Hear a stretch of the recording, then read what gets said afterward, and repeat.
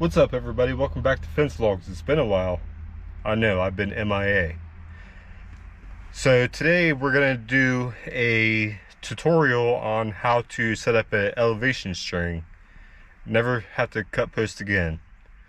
I've had a couple people ask me to do videos on how to set up an elevation string when laying out a project instead of just running sticks and string and calling it done. So that's what we're about to show you. So let's follow along and hopefully you can learn something new. So I've got the initial layout done. I went ahead and established my ends and corners, set my stakes, and ran the string line. Now we could go ahead and lay this thing out and dig it as is and set posts, but we don't want to do that.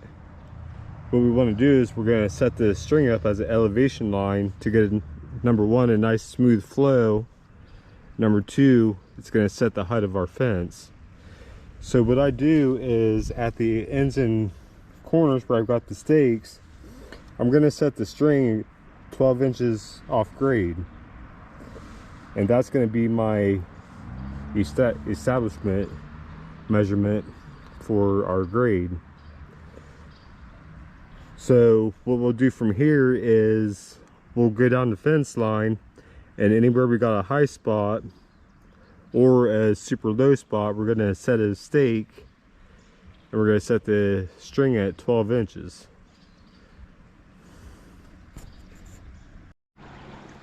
So here it is with the elevation set. Now on this one I'm going to have a dip right in through here. But if I wanted to, I could pull that out. The problem is it would leave an 8-inch gap and the customer's not wanting to bring in any more gravel or do any grade work. And being that this is a storage unit, obviously you don't want people crawling underneath it. So we're gonna have to live with that little dip right there. Now, when you do have dips, I always set my elevation stake in the center of the fence line. And it's going to look a lot deeper than it actually is. Our post heights are going to be dictated by the string line at the post, not at the stake.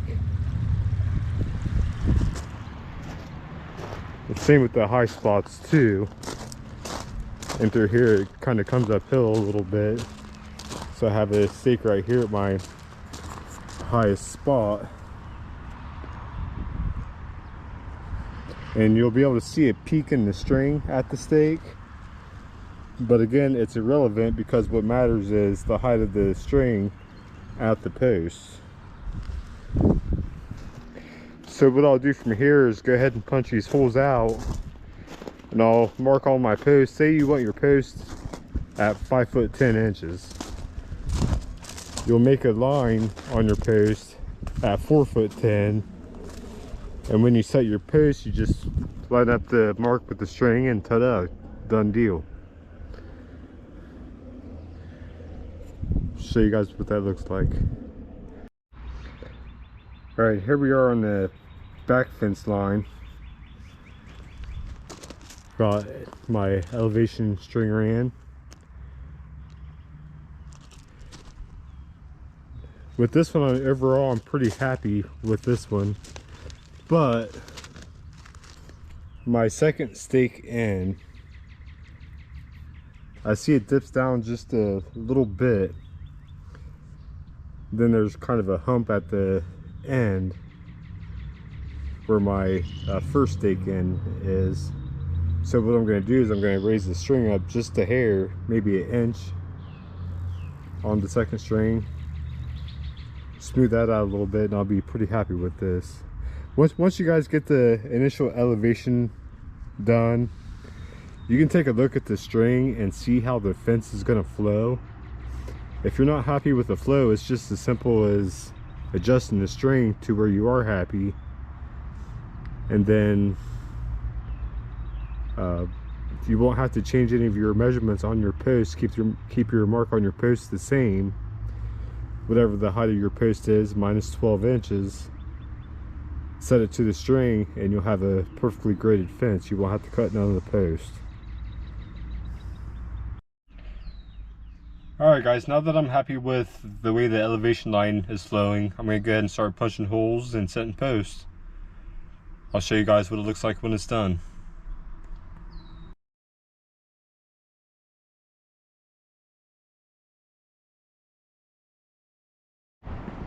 Alright guys, once your posts are set, here's what you're left with.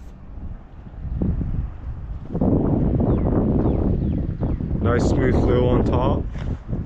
Don't have to cut a single post. Typically when I set chain link, really most types of fence, I like to float my post in the concrete about 4 to 6 inches. A lot of the projects I do, that's spec, so I like to keep practiced on that. Oh, you stupid train.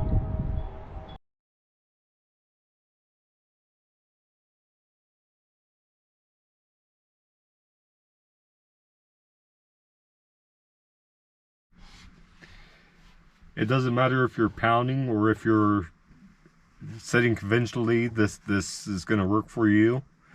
Just make sure if you're pounding, make sure you're pounding your post to ASTM standards, and if you're setting conventionally, you're setting to ASTM standards as well. And the initial layout process does take a little bit longer doing it this way, but you're going to save time off the back end because you're not having to go through, once your posts are set, you're not having to go through, mark them, measuring them, running a string line to make sure your flow's good, none of that stuff, and you're not having to cut any post. The only time you should ever have to cut a post is if there's an absolute obstruction in the ground that makes it a necessity. Other than that, we shouldn't be cutting posts at all.